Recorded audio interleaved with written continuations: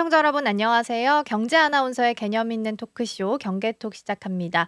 오늘 미수다 미증시편 준비했고요. 먼저 지난주 금요일 마감 상황부터 꼭 알아야 되는 뉴스들 하나씩 점검해 보도록 하겠습니다. 먼저 핀비즈 맵을 통해서 지난주 금요일 마감 상황부터 함께 살펴보도록 하겠습니다. 일단 뉴욕 증시는 사흘 연속 상승세를 이어갔습니다. 혼조세로 일단 출발을 했다가 개별 기업들마다 실적을 좀 잘 발표하는 모습을 보이게 되면서 이 상승폭을 점점 키워가는 모습을 좀 보였었고요. 특히나 나스닥이 1% 넘게 상승하는 모습을 보이기도 했습니다. 일단 첫 번째로는 미국이 중국을 향해서 자동차 부품 일부에 대해서 관세를 면제할 수 있다라는 내용, 두 번째로는 중국이 미국을 향해서 의료 장비랑 8종에 대한 반도체 관세 면제도 이야기가 좀 나오게 되면서 양국의 갈등이 어느 정도 정점을 찍고 내려오고 있구나라는 분위기가 좀 형성이 되게 되면서 장 막판 들어서 상승폭이 조금씩은 좀 확대되는 모습을 보였습니다. 다만 트럼프 대통령과의 그 인터뷰에서 기자들이 "시진핑 주석과 통화했냐?"라는 질문에는 "예스라는 답변을 줬는데 "관세에 대한 이야기가 나오고 나서 통화를 했느냐?"라는 질문을 했었는데 이에 대해서 트럼프 대통령은 "그건 말하고 싶지 않다."라고 답을 했습니다. 그래서 일단 아직까지는 갈등이 완전하게 봉합이 된 건 좀 아니라는 부분도 함께 챙겨 보시면 좋을 것 같고요. 추가적으로 좀 볼 만한 내용은 일단 엔비디아 먼저 보면 지금 4% 넘게 상승을 하면서 이날 $110 선을 다시 한번 회복하는 모습을 보였습니다. 그 배경에는 이제 모건 스탠리가 있었습니다. 모건 스탠리가 2026년에 "추론 수요가 급증할 것이다."라고 예상하면서 엔비디아에 대해서 굉장히 긍정적인 코멘트를 줬고요. 26년 예상치를 상향 조정을 했습니다. 근데 이제 추가적으로 이걸 우리나라까지 좀 끌고 들어오면 모건 스탠리는 이제 K반도체 저승사자라고 불리는 편인데요. 이전에 이제 겨울론을 이야기했다가 이제 지난달이었죠. 3월 달에는 잘못 생각한 것 같다."라고 사과를 했었는데 이번에 한 달 만에 다시 한번 빙산이라는 키워드를 들고 나오게 되면서 메모리 반도체의 지금 가격이 오른 건 기업들이 관세에 대한 부담, 걱정이 있어서 다 선구매를 했기 때문에 지금 가격이 오른 거고 진짜 중요한 건 수요인데 관세 정쟁 그리고 경기 침체에 대한 우려가 높아지게 된다면 사람들이 당연히 소비를 하지 않을 거고 그러면 수요가 떨어지면서 결국에 반도체에 대해서는 "암흑기로도 갈 수 있다."라는 코멘트를 내놨습니다. 다시 한번 빙산에 대한 이야기가 나오게 되면서 오늘 SK 하이닉스가 좀 흔들림을 보이긴 했는데요. 근데 지금 상황 봤을 때는 다시 한번 이제 이재명 더불어민주당 그 대선 후보가 반도체 관련된 코멘트를 좀 내놓게 되면서 "반도체 특별법 지원 좀 빠르게 하겠다."라는 긍정적인 이야기 나오면서 다시 한번 좀 하락했던 그 하락분을 조금씩은 반납하는 모습도 추가적으로 확인되고 있다라는 부분 전달드리겠고요. 그리고 월스트리트 저널 보도를 봤을 때 추가적으로 주말 사이에 화웨이에 대해서 이야기가 좀 나왔습니다. 지금 현존하고 있는 반도체에서 가장 좋은 성능, 가장 높은 성능을 가지고 있는 게 엔비디아의 H100인데요. 화웨이에서 어센드 910D가 곧 나올 건데 이 어센드 910D가 지금 현존하고 있는 H100과 거의 비슷한 성능을 가지게 될 것이다라고 이야기를 좀 나오기도 했습니다. 다만 이 부분은 아직까지는 조금 더 체크가 필요합니다. 이 D 전에 나오게 되는 게 910C인데 이 910C도 아직 그 초기 수율이 완전히 잡히진 않아서 910D까지 넘어가는 데도 시간이 좀 걸릴 걸로 예상이 좀 되고 있는 상황입니다. 엔비디아랑 관련된 내용 전반적으로 점검을 좀 해 봤고요. 그럼 이번에는 먼저 관세 내용부터 체크를 해 보도록 하겠습니다. 트럼프 대통령이 이제 주말 사이에 프란치스코 교황의 장례식 참석을 위해서 이탈리아 로마로 향했습니다. 그 전용기 안에서 이렇게 취재진들과 만나서 인터뷰를 간단하게 좀 했었는데 여기서 이제 나왔던 가장 중요한 내용 중에 하나가 뭐였냐? 기자들이 상호 관세 인상에 대해서 추가 유예 가능성이 있느냐라고 질문을 좀 했었는데요. 트럼프 대통령은 이에 대해서 "그럴 가능성은 낮다."라고 답을 했습니다. 중국이 실질적인 양보를 하지 않는다면 관세는 절대 철회하지 않을 것이다라고 강조를 했고요. 중국의 어떤 양보를 기대하느냐라는 질문에 대해서는 "중국을 개방해라. 그리고 우리가 그곳에서 일할 수 있게 해달라."라고 이야기했고요. "우리가 원하는 게 그건데 이제 이전에 트럼프 일기 때 이걸 거의 얻어낼 뻔했다가 못한 바가 있다."라고 이야기하면서 그때 1단계 무역 합의가 일기 때 좀 흐지부지 됐었던 바가 있었는데 이걸 다시 한번 거론을 하기도 했습니다. 트럼프 대통령이 중국이 경제를 개방하기를 원하고 있는 건데 현실적으로 불가능할 것 같아서 협상 조건으로 요구할지는 확신하지는 못하겠다라고 덧붙이기도 했습니다. 일단 트럼프 대통령은 중국을 제외한 무역 상대국에 대해서는 90일간 상호 관세 부과를 연기할 가능성에 대해서도 우리는 협상할 거고 그에 따라 합의도 할 거다. 그리고 우리가 설정하는 관세가 굉장히 합리적이다. 그래서 그게 협상의 끝이 될 것이다라고 이야기하기도 했습니다. 최근 중국과 협상 상황이 좀 어떻게 되고 있느냐라는 질문에 대해서는 혼재된 메시지를 내놓고 있는 상황이고요. 중국은 계속해서 가짜 뉴스다라고 이야기를 좀 내놓고 있긴 합니다. 트럼프 대통령 입장은 이겁니다. 일단 중국과 만나고 있고 통화도 하고 있고 잘 협상 진행되고 있다라고 이야기했는데요. 그런데 이제 시진핑 중국 국가주석에게 먼저 전화하지 않을 것이다. 시진핑 주석이 전화를 먼저 걸어오면 그때 할 거다라고 이야기했는데 일단 주말 사이에 내용을 봤을 때는 통화했는 거에 대해서는 예스였고 언제 했는지 그 타이밍에 대해서는 답변을 하지 않아서 이 부분은 조금 더 지켜보셔야 될 것 같습니다. 그리고 또 인터뷰를 통해서 금융시장에 대해서 자신의 관세 정책에 적응하고 있는지에 대한 질문에 과도기가 있을 걸로 나는 이미 예상을 했었다. 그래서 사람들이 이를 이해하지는 못하고 있지만 이제는 이해하기 시작할 것이다. 라고 답변하기도 했습니다. 이제 트럼프 대통령이 뉴욕 증시랑 채권 시장이 급락하면서 상호관세 90일 유예 카드를 꺼내 든 바 있죠. 그러면서 시장의 안정을 시도를 한 바가 있는데요. 일본과도 잘 지내고 있고 협상도 거의 마무리 단계에 접어들고 있고 이를 비롯해서 다른 국가들과도 다 협상할 거기 때문에 결과적으로 증시는 안정을 점차 찾아갈 것이다라고 이야기하기도 했다라고 합니다. 이 부분은 조금 더 지켜보셔야 될 것 같고요. 일단 중국과 미국이 가장 관세에 있어서 치킨 게임을 벌이고 있는 양국이죠. 근데 이제 살짝 화해에 대한 무드가 좀 벌어지고 있는 것 같아서 추가적인 기사 하나 보도록 하겠습니다. 이 뉴스 같은 경우엔 이제 속보로 전해졌었는데요. 사실 공개적으로 중국이 오픈한 내용은 아니고요. 이제 다른 기업들을 통해서 아름아름 전해졌던 소식들이 이제 뉴스를 통해서 보도가 공식적으로 된 겁니다.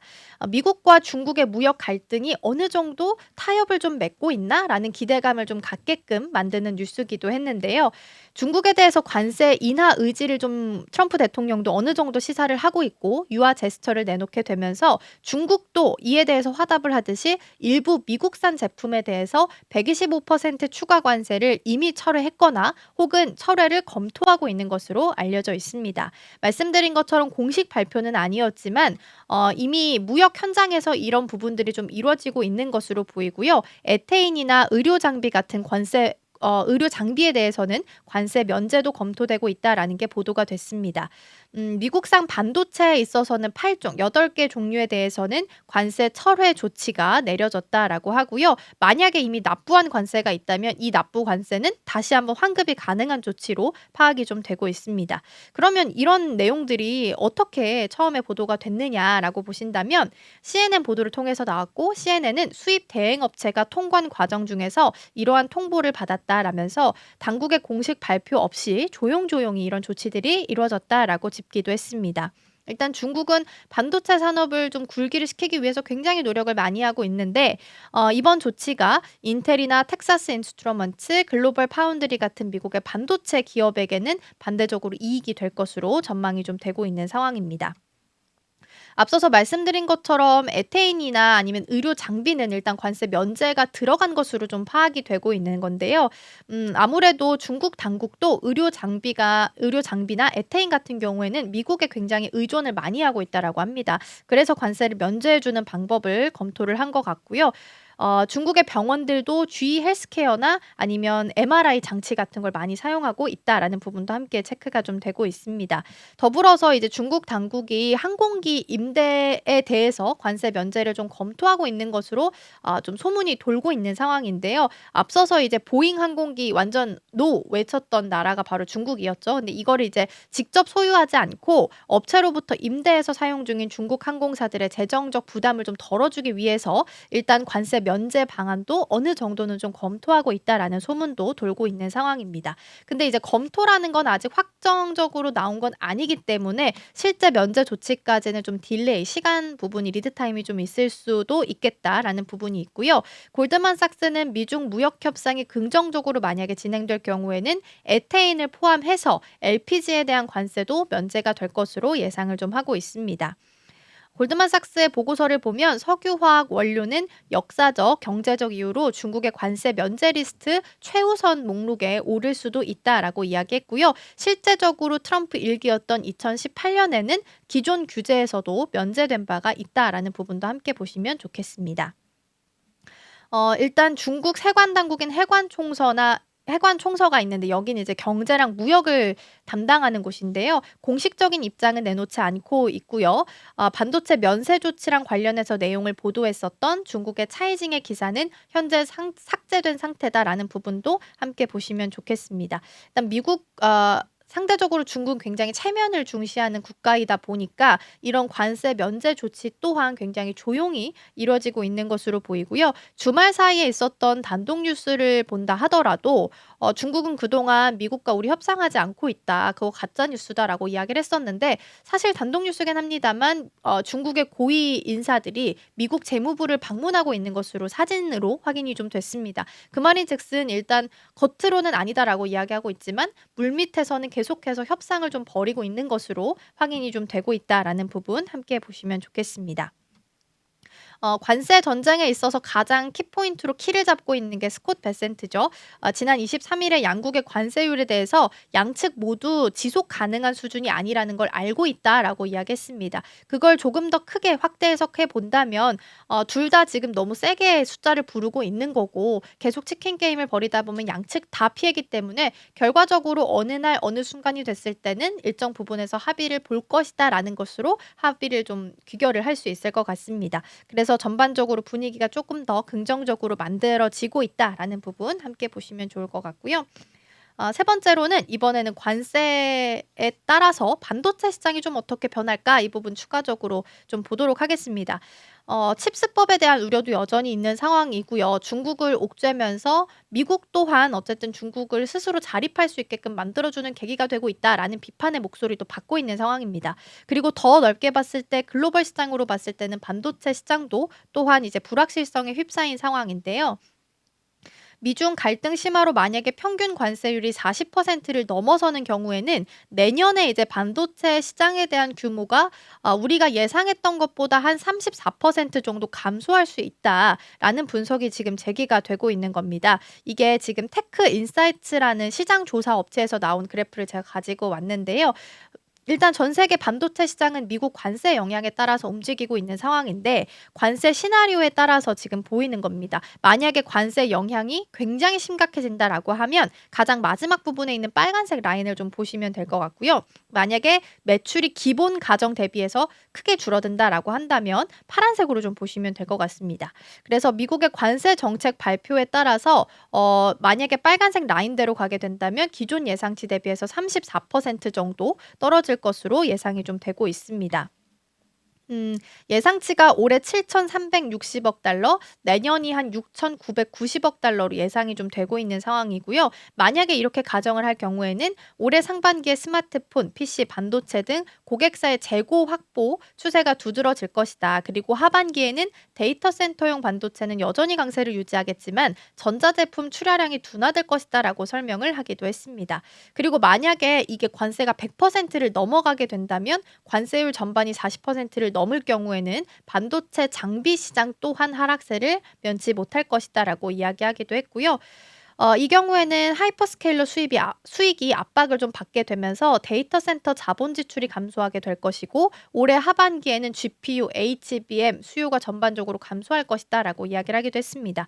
이게 사실 앞서서 말씀드렸던 모건 스탠리에서 이야기했던 빙산과 굉장히 궤를 같이 하는 그래프이기도 합니다. 모건 스탠리에서 얘기했던 게 지금은 그 메모리 반도체가 올라가는 게 재고 관세 대비해서 재고 좀 쌓아 놓으려고 선구매하는 것 때문에 가격이 올라가는 거다라고 얘기하는 거고 이것도 마찬가지로 올해 상반기에는 하반기에 관세 불확실성 때문에 지금 막 전자제품을 사고 있는데 하반기 돼서 데이터 센터는 별개로 치더라도 전자제품에 대한 수요는 줄어들 거기 때문에 결과적으로 메모리나 이런 부분에 있어서는 다시 하락세를 맞을 수도 있다라는 걸 같이 이야기하고 있는 겁니다.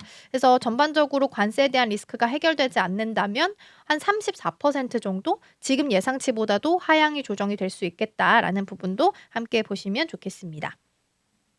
다음은 이번에는 그 코인 시장 이야기를 잠깐 좀 해 보도록 할 텐데요. 어쨌든 증시가 좀 안정을 찾게 되면서 비트코인 시장도 어느 정도는 다시 한번 상승 추세로 좀 돌아서려는 움직임이 체크가 되고 있습니다. 이런 가운데 소프트뱅크의 회장이죠. 손정희 회장이 비트코인에 통 크게 베팅을 했다라는 기사가 좀 있어서 살펴볼 텐데요.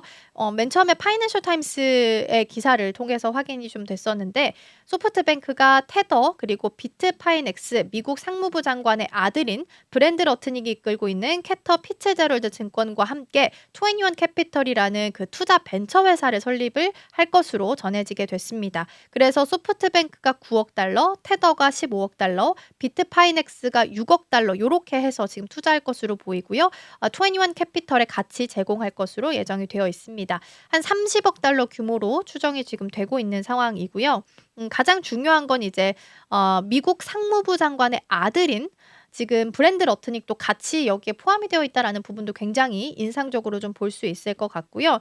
앞서서 이제 손정희 회장이 비트코인에 투자한 게 뭐 그렇게 중요하냐라고 이야기할 수도 있겠지만 지난 2017년, 18년에 비트코인을 매수를 했다가 굉장히 크게 손실을 본 인물이기도 합니다. 그래서 사실 굉장히 크게 손실을 봤는데 다시 한번 이 시점에 비트코인에 통 크게 투자를 한다라는 건 그만큼 비트코인에 대한 다시 한번 확신이 좀 있다라고 판단을 시장에서는 좀 하고 있는 것 같습니다. 그리고 그 기사를 좀 보니까 브랜드 러트닉 그러니까 상무부 장관의 아빠 찬스를 이용해서 도널드 트럼프 미국 대통령의 친가상자산 정책을 적극적으로 활용하는 모습도 보이고 있다. 그래서 우리가 이걸 좀 주목해야 된다라는 기사의 보도가 있기도 했습니다.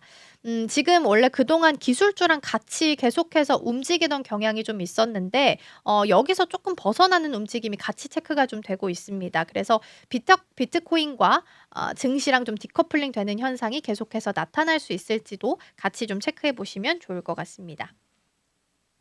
그리고 앞서서 이건 말씀드렸던 것처럼 엔비디아에 대해서 모건 스탠리가 굉장히 긍정적인 코멘트를 내놨다라는 부분입니다. 앞서서 말씀드린 것처럼 AI 추론이 굉장히 높아질 거기 때문에 26년에 대해서 굉장히 긍정적으로 상향 조정하는 모습을 보이기도 했는데요. 북미 공급 제약은 있지만 수요 둔화는 아니다라고 이야기를 하기도 했고 지금 기존에 있었던 내용에서 조금 변경된 내용을 보면 AI가 소화 단계에 있다라는 주장은 말이 안 된다. 추론용 칩에 대한 명백한 수요가 여전히 존재하고 있고 이로 인해서 매우 강력한 수요의 물결이 일고 있다라고 코멘트를 줬습니다. 다만 단기적으로 봤을 때는 공급이나 수출 통제에 있어서는 약간의 숫자가 제한될 수는 있겠다라고 이야기했고요. 그러나 더 멀리 봤을 때는 AI 추론 수요가 폭발적으로 늘 거라서 여전히 상향 조정에 대해서는 긍정적으로 이야기를 하기도 했습니다. 그리고 블랙웰을 조금 더 보면은 단기 수치는 여전히 블랙웰 공급에 있어서 영향을 좀 받고 있긴 한데 공급 속도가 굉장히 빠르게 증가하고 있다라는 부분을 이야기했고요. 시장 심리는 신중하지만 AI는 여전히 사이클에 있어서는 중간 단계에 딱 와 있다라고 이야기하면서 엔비디아를 탑픽으로 선정을 하기도 했습니다. 그리고 추가적으로 다른 이제 회사에서 나왔던 발언들을 조금 요약을 해보면 25년 4월 1일에 오픈 AI 샘 올트먼 CEO는 이런 말을 했죠. 지금의 H백을 대량으로 구매할 수 있다면 즉시 프로젝트를 시작하고 싶다라고 이야기를 했습니다. 최근에 그 챗 GPT를 통해서 우리 지브리나 뭐 아니면 다른 애니메이션 스타일로 변경하는 게 유행을 하기도 했었죠. 그러면서 이게 너무 많이 하지 마라. 우리 GPU 녹고 있다라고 이야기할 만큼 전력 수요에 대한 부분도 높고 그렇다면 다시 말해서 데이터 센터에 대한 수요, 다시 말해서 HBM이나 더 고성능 칩에 대한 수요도 같이 높아지는 걸로 이제 내러티브가 연결이 좀 될 수 있는 건데 지금 H백이 공급이 부족하다 보니까 만약에 우리가 이걸 많이 구매할 수 있다면 우리가 원하는 프로젝트 당장 시작하고 싶다라고 이야기했습니다. 그만큼 H백에 대한 수요는 여전히 탄탄하다라고 해석을 할 수 있는 거고요. 구글의 순다르 피차이 같은 경우에는 제미나이의 사용자 수가 80% 증가했고 AI 스튜디오도 빠르게 성장하고 있다라고 이야기했습니다. 더불어서 이제 다른 기업들도 투자의 캐펙스가 줄어드는 거 아닐까라고 고민을 좀 했었는데 최근 들어서 나왔던 코멘트들 보면은 여전히 캐펙스에 대한 투자는 늘고 있는 것으로 보여서 엔비디아나 아니면 AI 칩에 대한 수요는 여전히 견고할 수 있겠다라는 부분도 예상을 좀 할 수 있을 것 같습니다. 다음으로는 이제 러우 전쟁에 대해서 이야기를 좀 해 보도록 하겠습니다. 한 2달 전이었죠. 이제 트럼프 대통령과 우크라이나 젤렌스키 대통령이 만났다가 거의 문을 박차고 나오는 거의 싸움 수준이 있어서 다들 좀 논란이 되기도 하고 놀랐던 경험이 있었을 텐데 한두 달 만에 다시 한번 두 사람이 만나게 됐고 여기서는 의외로 긍정적인 내용들이 많이 나왔다라는 보도가 함께 이어지게 됐습니다. 그래서 트럼프 대통령이 푸틴 러시아 대통령을 이번에 반대로 좀 압박하는 코멘트들이 좀 나오긴 했는데요. 세컨더리로 지금 제재를 가하겠다라고 이야기를 한 겁니다. 그래서 대러시아 제재 강화를 언급을 좀 한 건데요. 마찬가지로 두 사람은 바티칸에서 프란치스코 교황 장례 조문을 마치고 나서 이제 만나게 됐고요. 푸틴이 지난 며칠간 민간 지역, 도시, 마을에 미사일을 발사할 이유가 없었다. 어쩌면 그는 전쟁을 멈추는 것을 원하지 않을 수도 있다라고 트루스 소셜에다 글을 남겼습니다. 그래서 트럼프 대통령이 내렸던 그 결정은 금융 그리고 2차 제재에 대해서 다른 방식으로 대처를 좀 해야 된다라는 생각이 든다면서 너무 많은 사람들이 죽어가고 있다라고 덧붙이기도 했습니다. 그래서 이제 이 한 2달 만에 다시 회동을 하고 우크라이나 대통령에게 조금 더 우호적인 스탠스를 취해주게 되면서 상대적으로 푸틴 대통령에게는 압박과 제재를 가하는 모습을 같이 한번 좀 확인할 수 있는 상황이었고요. 젤렌스키 대통령도 회동하고 나서 X에다가 국민 생명을 보호하고 완전하고 무조건적 휴전과 또 다른 전쟁을 막을 수 있는 신뢰할 수 있고 지속적인 평화를 이룬다면 역사적인 만남이 될 것이다라고 적기도 했습니다. 일단 우크라이나랑 미국은 다시 한번 좀 우호적인 관계를 맺고 있는 것 같긴 한데 종전에 대해서는 어떤 이야기가 나오게 될지 계속해서 지켜보셔야 될 것 같습니다. 자, 그럼 이번에는 테슬라를 살펴보겠습니다. 사실 지난 주말 사이에 어떤 종목이 가장 눈에 띄었냐라고 한다면 테슬라를 빼놓을 수가 없을 겁니다. 지난주 이제 금요일 날 제가 개장했을 때 오늘 아침에 트럼프 대통령이 자율주행과 관련해서 기본의 틀을 조금 더 좀 스무스하게 만들기 위한 행정명령에 서명을 했다라는 부분을 짚어드린 바가 있습니다. 그리고 그날 저녁에 이제 금요일장 개장을 했을 때 테슬라가 바로 이제 급등세를 시연을 하면서 가장 강세를 보이는 종목 중에 하나로 이름을 올렸는데요. 행정명령 내용을 보면 이렇습니다. 지금 원래 있었던 그 테슬라 자율주행과 관련해서 발목을 잡고 있었던 부분들, 기술 혁신에 대해서 조금 더 스무스하게 가겠다라는 내용이 가장 큰 틀에서 보면 가장 좀 정확할 것 같고요. 일단 교통부에서 보면은 지금 주별로 산재하고 있는 해로운 법규를 방지할 것이다라고 설명을 하기도 했습니다. 그래서 도로교통안전국이 제시한 3가지 원칙, 공공도로상 자율주행차 운행의 안전성 우선, 불필요한 규제 장벽 제거로 혁신 실현, 그리고 안정성과 이동성을 높이는 자율주행차의 상업용 배치를 가능하게 한다. 요렇게 3가지가 가장 크게 제시가 되기도 했습니다. 일단 테슬라가 로보택시를 6월 달에 공개할 예정이고 여긴 이제 FSD 관련된 서비스가 들어갈 거기 때문에 그전에 어느 정도 규제를 좀 풀어주려는 움직임이 나오고 있지 않나라는 생각도 같이 좀 해볼 수 있지 않을까 싶습니다. 그동안 이제 미국 자동차 업체들은 굉장히 엄격한 기준으로 인해서 운전대나 페달이 없는 자율주행차를 개발하는 데 있어서 많은 어려움을 겪어왔었는데 특히 이제 운전대랑 페달이 없는 게 테슬라에서 나오는 게 사이버캡이죠. 이 사이버캡 출시를 준비 중인 테슬라 입장에서는 이를 금지하고 있는 규칙들이 굉장히 발목을 잡는 상황이었습니다. 그런데 이제 2기가 들어서면서 테슬라의 CEO인 머스크가 이걸 조금 완화해달라는 요청을 계속 해왔다라는 것으로 알려져 있는 상황이고요. 불필요한 규제들을 좀 없애면서 혁신을 좀 창조해내겠다라고 코멘트가 나오기도 했습니다. 그래서 로보택시 관련된 내용이 아직 공개되진 않았지만 일단 정확하게 나온 건 아니지만 사진으로 좀 보고 어떤 프로젝트가 예정되어 있는지 간단하게 말씀을 좀 드리면 출시 예정은 6월입니다. 그리고 오스틴, 텍사스 오스틴에서 나올 거고 지금 프로젝트로 하고 있는 명은 프로젝트 로데오입니다. 그래서 300명 정도 테스트 운전자들이 오스틴 시내를 한 24 시간 내내 주행을 하고 있는 상황이고요. 중요 주행 거리를 확보하고 있다라고 합니다. 그래서 로보택시 앱을 통해서 오토파일럿 엔지니어를 대상으로 해서 테스트 플라이트 버전으로 배포를 하고 있고요. 지역 소방서, 경찰 등과도 함께 합동 훈련도 진행하고 있다라고 합니다. 지금 이제 머스크 CEO 입장에서는 내부적으로는 6월 1일을 목표로 설정한 것으로 알려져 있긴 한데 원래 머스크가 또 지각쟁이로 유명하죠. 그래서 6월 1일은 좀 어려울 것 같고 현실적으로 이제 시각을 시장에서 보는 거는 6월 말 정도 가능성이 높다라고 내놓고 있습니다. 초기에 이제 운영할 것으로 알려져 있는 차량은 모델 Y 기반의 10대에서 20대 정도이고요. 지정된 지역, 처음에는 이제 지정된 지역 안에서 주행할 것으로 보이고 초기에는 혹시 모르기 때문에 안전 운전자도 같이 탑승할 것이라고 보이기도 합니다. 지금 향후 계획을 봤을 때 다른 연대에 남은 기간 동안 반년 정도 하반기에는 뉴욕, 피닉스, 시애틀 요렇게 확장해서 좀 더 가겠다라는 시각들이 있어서 언제 로보택시가 나오게 될지도 같이 지켜보시면 좋을 것 같습니다. 지난 주말에 가장 뜨거웠던 테슬라 이슈까지 같이 해서 좀 살펴봤습니다. 뉴욕 증시가 어느 정도 회복세를 보이고 있다라는 시각도 있지만 일각에서는 또 지금 그냥 단순한 데드캣 바운스일 수도 있다라는 시각들도 있어서 어느 정도는 증시가 안정세를 찾아갈 수 있을지 시간을 좀 갖고 지켜보시면 좋을 것 같습니다. 이번 한 주도 잘 보내시고요. 저는 다음 주 또 뉴스 클리핑에서 돌아오도록 하겠습니다. 오늘도 시청해 주신 여러분 고맙습니다.